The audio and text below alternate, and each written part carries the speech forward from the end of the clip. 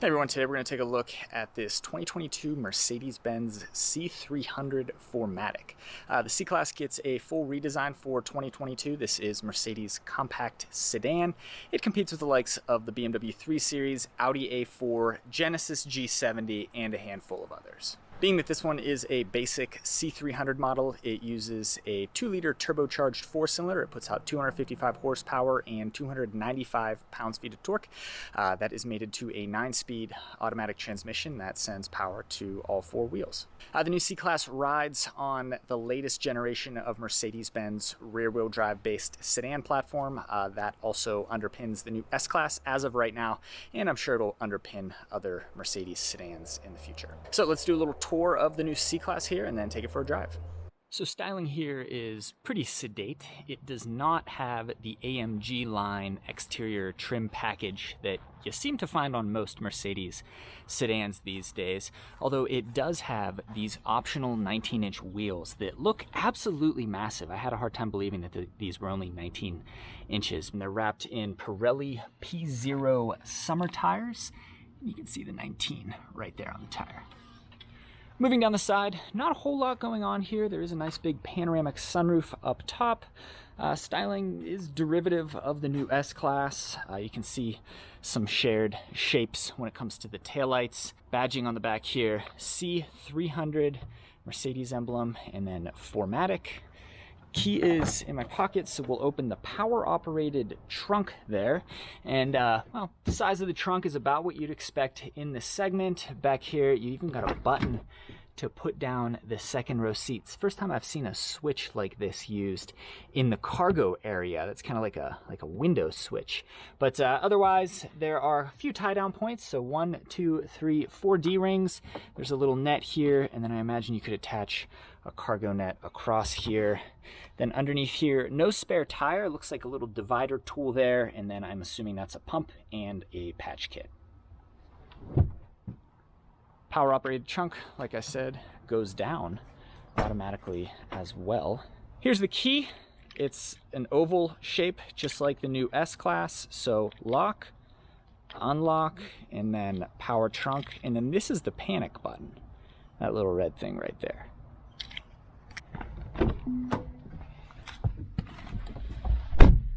Okay, climbing inside, I really like this interior, but before we get to that, let's take a look at the window sticker. So you can see this is a 2022 Mercedes-Benz C300 4MATIC sedan. As equipped, it comes in at $57,150. And as far as the C300 goes, this one is almost loaded. It's the top tier pinnacle trim. Mercedes-Benz is now doing trim levels, subtly at least, kind of in the way that Audi does trim levels. So this is a top of the line pinnacle trim. It comes pretty well optioned. The powertrain, like I said, is a 2-liter inline turbocharged 4-cylinder engine. It does have a 48-volt mild hybrid system, so that's for powering things like auxiliary items and features without the motor needing to be running. Makes 255 horsepower and 295 pounds-feet of torque, and that's sent to all 4 wheels via a 9-speed automatic transmission. As far as fuel economy goes, the new C300 here is rated by the EPA at 23 mpg city, 33 highway, and 27 miles per gallon combined, keeping in mind that this is an all-wheel drive model. Let's go ahead and turn things on. Good afternoon, test driver 6. I guess I'm test driver 6. So I really like this interior.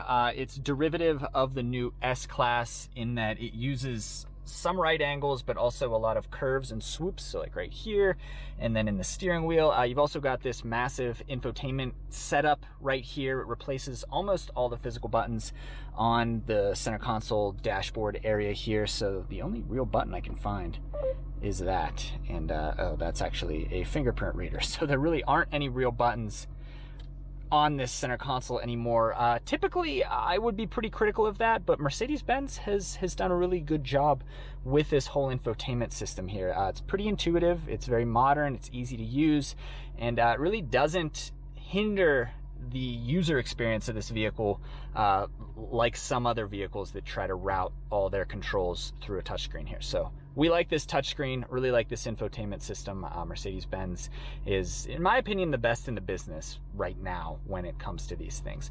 You've also got a screen for the gauge clusters. So once again, at kind of like an iPad or a tablet right there. It's rectangular. Of course, it's not a touchscreen, no reason for it to be, but looks like a regular old mechanical gauge cluster. It's just, it's digital.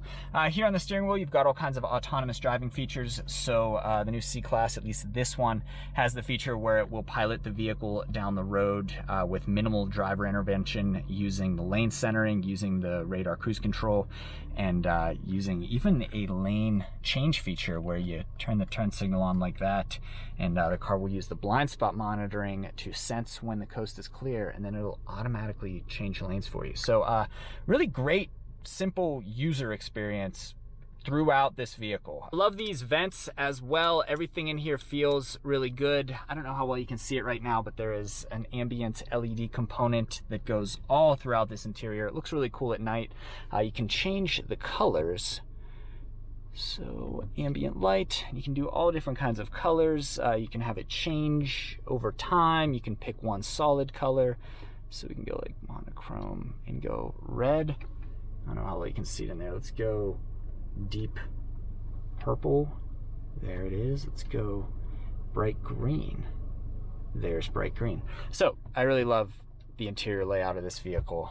Even the ambient LED lighting is just fun, and it all works really well. Something they have changed with the new generation, Mercedes is famous for having the seat controls over here on the door panel. What they are now though is touch activated. So you just touch.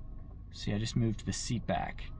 They're not actually buttons, they're just touch sensitive. So I'll just touch that. This is the thigh support.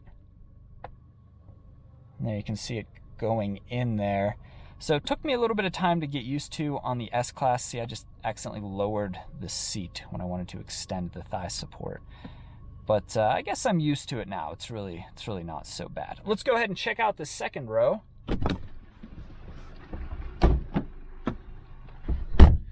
Okay. Given that this is a compact sedan, there's not a ton of space back here, but I've got plenty of knee room. I'm about 5'11". That's where I have the seat when I'm driving, and there's plenty of space for me to sit behind myself comfortably. There you can get a better look at those blue ambient LED lights, or at least they're currently set to blue. But elsewhere back here, everything feels pretty good. So as one would expect, the rear door panels are soft touch material as well. There's that LED light. Even back here, even on the armrest there, the window switches feel really good as well. Everything in this vehicle feels very, very refined. There's your look at the panoramic sunroof. Well, let's just open the shade, why not? So this bit opens, the glass opens up front, but back here, this panel is just fixed in place. And with that shade open, yeah, you can see it lets a lot of light in. Elsewhere back here, not much else to show off. There are 2 USB-C ports. Mercedes-Benz is fully committed to USB-C, which we love to see. This is the new standard, so it's frustrating to see automakers still putting USB-A into brand new vehicles. Not Mercedes-Benz though. You've got USB-C throughout the interior. There are 2 more ports up front, along with a wireless charging pad. And then back here, there's also a 12-volt outlet, little cubby right there. And then here in the armrest, this is something I got wrong. If you watched my S-Class video, I didn't realize it worked this way, but you'll notice there are no cup holders where you might expect them on this center armrest. They're actually hidden behind this thing. So I thought this is all this bit was. The same exact part is in the S-Class. I thought this was just a place to stuff your phone, but if you press it again, there are your cup holders, and they are overly complicated in typical German fashion.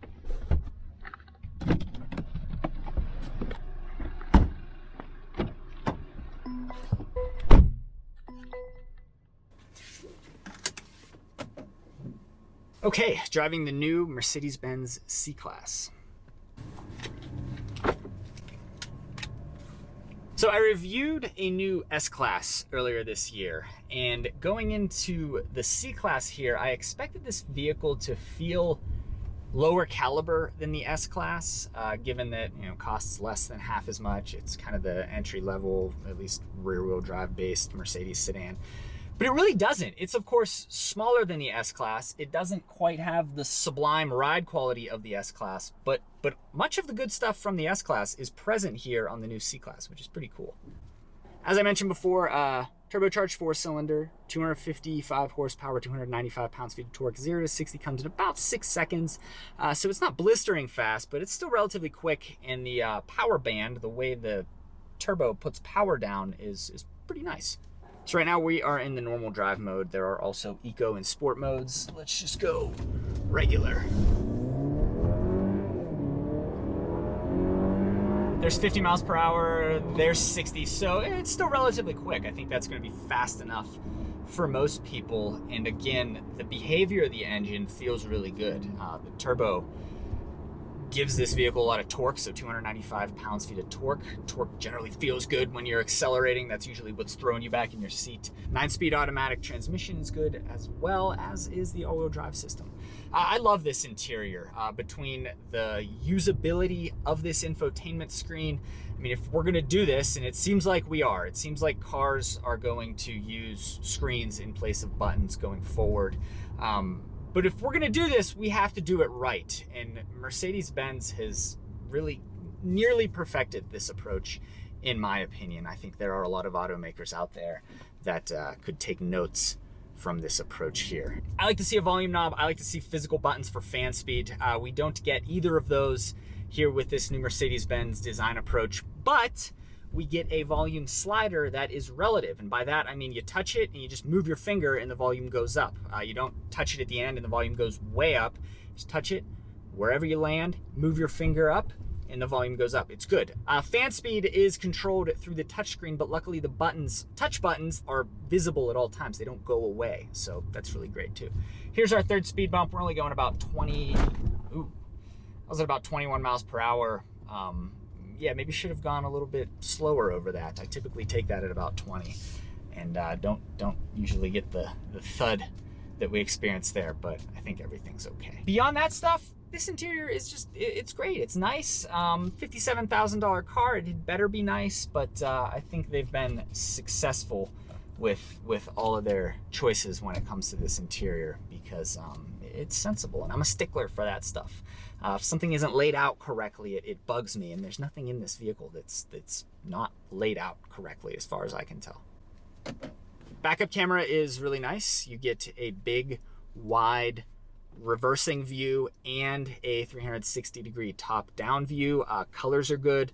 Picture isn't distorted. Picture quality is good. The same goes for the top-down view. So yet again, great tech here in the new C-Class and in most modern Mercedes-Benz vehicles. So that is your look at the new Mercedes-Benz C-Class, at least here in C300 4MATIC form. I've really enjoyed driving around in this car this week. The design is really sharp.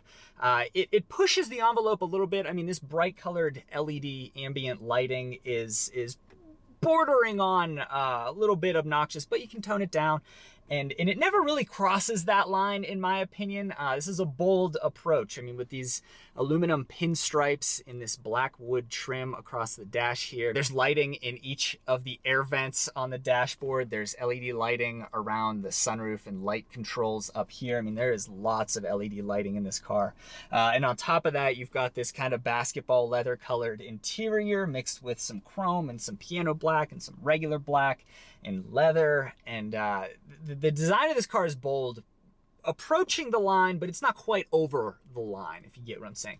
So that's the new C-Class. This is a pretty popular segment, even though sedans are starting to go away. The compact luxury sedan segment is still a pretty strong one and a pretty competitive one. I've reviewed pretty much everything else in this segment. I've not driven the A4, but I've driven the IS, Q50, the 3 Series, the C-Class, the Genesis G70, and I have to say the C-Class here is at the top of the segment. I really liked the G70 personally, but the C-Class here is certainly as good as that vehicle, keeping in mind that this is a $57,000 car, so it had better be pretty good. I feel that the G70 and the C-Class here are probably at the top of the segment. The C-Class certainly has curb appeal. The G70 is more of a value play, but that vehicle is every bit as much car as this one is. So that is a look at the C-Class. I think this is a really strong offering in what is a pretty competitive segment, being compact luxury sedans.